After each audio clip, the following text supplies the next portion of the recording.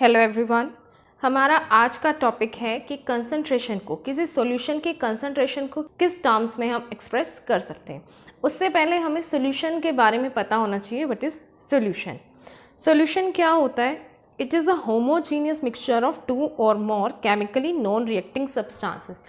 दो या दो से ज़्यादा केमिकली नॉन रिएक्टिंग सब्सटेंसेस का होमोजीनियस मिक्सचर होता है।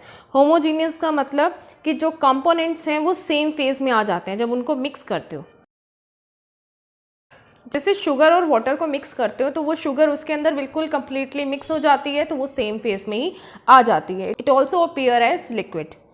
और जो रिलेटिव अमाउंट होते हैं इन सब्सटेंसेस के, वो हम चेंज कर सकते हैं सॉल्यूशन के अंदर एक सर्टेन लिमिट तक। जैसे वो शुगर का जो अमाउंट है वाटर में, हम वो चेंज कर सकते हैं अकॉर्डिंगली एक सर्टेन लिमिट तक ही।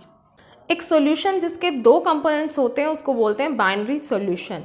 कौन कौन से कंपोनेंट्स होते हैं? Solute and solvent. जो कम अमाउंट में प्रेजेंट होता है सॉल्यूशन में उसको बोलते हैं सोल्यूट, और जो ज़्यादा अमाउंट में प्रेजेंट होता है उसको बोलते हैं सॉल्वेंट।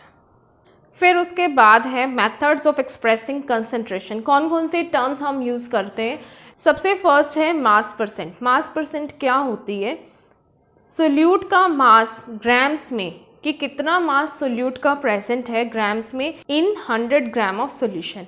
100 ग्राम सोल्यूशन में आपका सोल्यूट का अमाउंट कितना है, जिसको हम ग्राम में कैलकुलेट कर रहे हैं, उसको बोलते हैं हम मास परसेंट।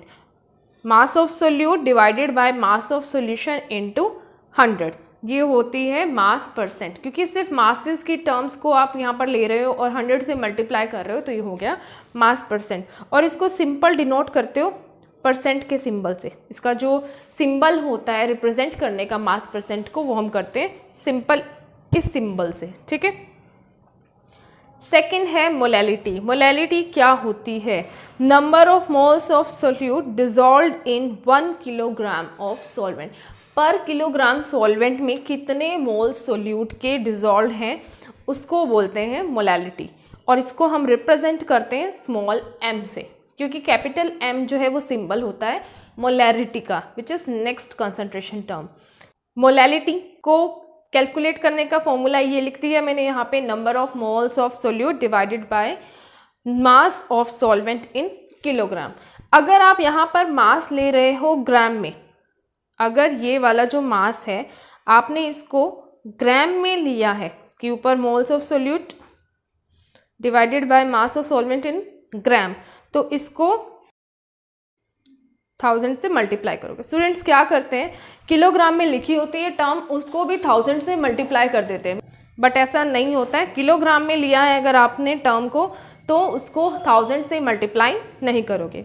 अब हम किसी भी सॉल्यूशन को देखकर नहीं बता सकते कि उसके अंदर सोल्यूट के कितने मोल्स प्रेजेंट है। तो नंबर ऑफ मोल्स का जो फॉर्मूला है वो क्या होता है? Mass of solute in grams divided by molecular mass of solute. Molecular mass से उसको डिवाइड करोगे। और मॉलिक्यूलर मास कैसे कैलकुलेट करते हैं? जो आपके पास एटॉमिक मासेस हैं, जैसे आपको कोई भी कंपाउंड दिया हुआ है, जैसे NaOH आपको दिया हुआ है, सोडियम का मास कितना होता है? 23, ऑक्सीजन का मास 16, हाइड्रोजन का मास 1, तो टोटल हो गया 40। सपोज हमारे पास किसी सॉल्यूशन में NaOH प्रेजेंट है 2 ग्राम, तो इसके नंबर ऑफ मोल्स कैसे निकालोगे? 2/40, तो ये आ जाएंगे इसके नंबर ऑफ मोल्स। फिर नेक्स्ट है मोलैरिटी। मोलैरिटी क्या होती है? Number of moles of solute present in पर लीटर सॉल्यूशन। इसमें भी नंबर ऑफ मोल्स ही हम कैलकुलेट करते हैं, बट पर लीटर सॉल्यूशन में। मोलैलिटी में क्या किया था? पर किलोग्राम ऑफ सॉल्वेंट में हम काउंट करते हैं, इसमें पर लीटर सॉल्यूशन में। और इसका जो सिंबल है वो होता है कैपिटल M। और इसका फॉर्मूला ये मैंने यहाँ पर लिख दिया है, number of moles of solute divided by volume of solution in litre. लेकिन अगर आप इसी टर्म को लेते हो ml में, वॉल्यूम को ml में ले रहे हो सॉल्यूशन की, तो इसको मल्टीप्लाई करोगे आप 1000 से। लास्ट है मोल फ्रैक्शन। मोल फ्रैक्शन क्या होती है? आपके पास कोई भी सॉल्यूशन है, उसमें जो कंपोनेंट्स प्रेजेंट है, अगर किसी एक कंपोनेंट की हमें मोल फ्रैक्शन निकालनी है, तो क्या करेंगे? उसके मोल्स को, जो फर्स्ट कंपोनेंट है जिसकी हमें मोल फ्रैक्शन निकालनी है, उसके नंबर ऑफ मोल्स को डिवाइड करोगे टोटल नंबर ऑफ मोल्स से, सभी कंपोनेंट्स के मोल्स से उसको डिवाइड करोगे, वो होती है मोल फ्रैक्शन। और इसको आप डिनोट करते हो x सिंबल से, स्मॉल x से। अब ये देखो, हमारे पास सपोज एक सॉल्यूशन है जिसके अंदर N2 मोल्स तो सोल्यूट के प्रेजेंट है और N1 मोल्स प्रेजेंट है सॉल्वेंट के, दो कंपोनेंट्स प्रेजेंट है, तो ये कौन सा सॉल्यूशन है? Binary solution. अब मोल फ्रैक्शन अगर मुझे निकालनी है सोल्यूट की, तो उसकी मैं क्या लिखूंगी? x के सबस्क्रिप्ट में 2, क्योंकि मैं N2 रिप्रेजेंट कर रही हूँ सोल्यूट के लिए, उसके सबस्क्रिप्ट में 2 है तो मोल फ्रैक्शन के सबस्क्रिप्ट में भी 2 ही आएगा। तो इसमें क्या करोगे? N2 को लिखोगे न्यूमरेटर में, क्योंकि N2 क्या है? Number of moles of solute. Divide करोगे टोटल नंबर ऑफ मोल्स से, सोल्यूट और सॉल्वेंट के दोनों के मोल्स से डिवाइड करोगे। जैसे कि ये आपकी डेफिनेशन में भी था कि number of moles of that component divided by total number of moles of all the components. अगर किसी एक कंपोनेंट की आपको मोल फ्रैक्शन निकालनी है तो उसके मोल्स को, उसके नंबर ऑफ मोल्स को डिवाइड करोगे total number of moles of all the components. और ऐसे ही अगर आपको निकालनी है सॉल्वेंट की मोल फ्रैक्शन, तो उसको डिनोट करोगे x1 से। मैंने x1 से क्यों डिनोट किया है? क्योंकि इसके नंबर ऑफ मोल्स को मैंने n1 से डिनोट किया था, तो ये आ जाएगी n1 upon n1 plus n2।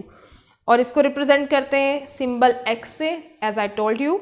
और सम जो होता है मोल फ्रैक्शन का, सभी कंपोनेंट्स के मोल फ्रैक्शंस का जो सम है वो हमेशा 1 के इक्वल होगा, यानी x1 plus x2 is equals to 1। So ये थी कंसंट्रेशन टर्म्स जो कि आपको पढ़नी है। वैसे बहुत होती हैं अलग अलग, इसमें नॉर्मेलिटी होती है, पार्ट्स पर मिलियन होता है, स्ट्रेंथ होता है, तो इसमें और भी टर्म्स हैं जो कि आपको नहीं पढ़नी है।